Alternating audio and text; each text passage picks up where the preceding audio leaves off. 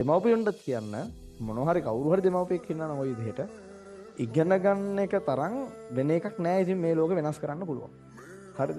ඉගෙන ගන්න තමන් ඉන්න තැනින් හිතා ගන්න බැරි ලෙවල් එකකට පැන ගන්න පුළුවන් තරම් chance එකක් වෙන එකකින් ගන්න අමාරුයි. මොන දේ කරත් এডুকেෂන් ලෙවල් එක කියන එක හැම එකටම බලපානවා. ඒකින්ද ඒක නැති කරගන්න එපා. ඒ නිසා දෙමව්පියෝනේ කියන්න මේ කාලේ මම කිව්වා කියලා. මේ කාලේ ඔයාලට ටිකක් ස්ට්‍රෙස් වැඩි. ඒතකොට තරහ යන ගතියක් තියෙනවා. වැඩත් එක්ක බිසි වෙලා ඉන්නේ. ඒතකොට ඔයාලට තවත් ප්‍රෙෂර් කරන්න එපා කියන්න. ඊට පස්සේ ඔයාලා පාඩම් කරන්නේ රෑ 1 2 වෙනකන් ඒ වෙලාව වෙනුවෙන් කැම බීම ටිකක් මොනවා හරි කරලා දැන් අම්මලාට ඒ වෙනකන් ඉන්න බෑ. අසනීපපත් තියෙන කට්ටිය ඉන්න පුළුවන්.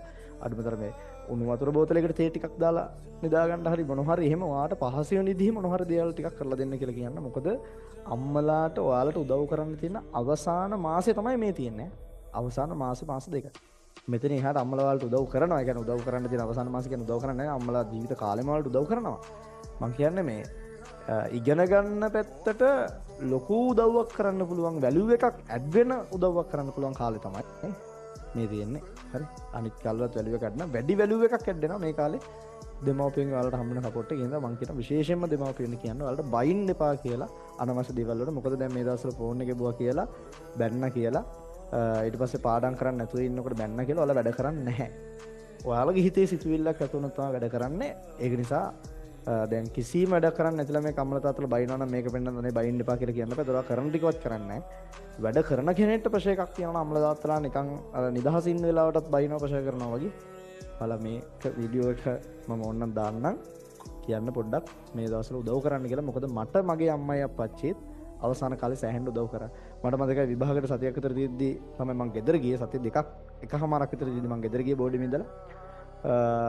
ඊට කලිනුත් අම්මලා තාත්තලා මට කෝල් කරලා තියෙනවා. හැබැයි මට ඇවිල්ලා වද කරලා මම මෙහෙම කරන්න කිසිම වෙලාවක මට ඇඟිලි ගහලා නැහැ. මේ වෙලාව පාඩම් කරන්න මේ වෙලාව කරන්න කියලා මට කියලා නැහැ.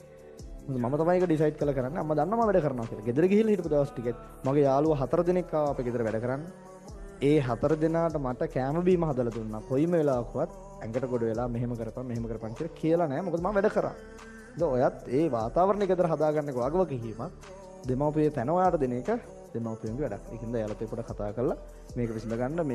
මේක මම කියන්න හේතුව දැන් ඔය ප්‍රශ්නේ මෙහෙම දානවා.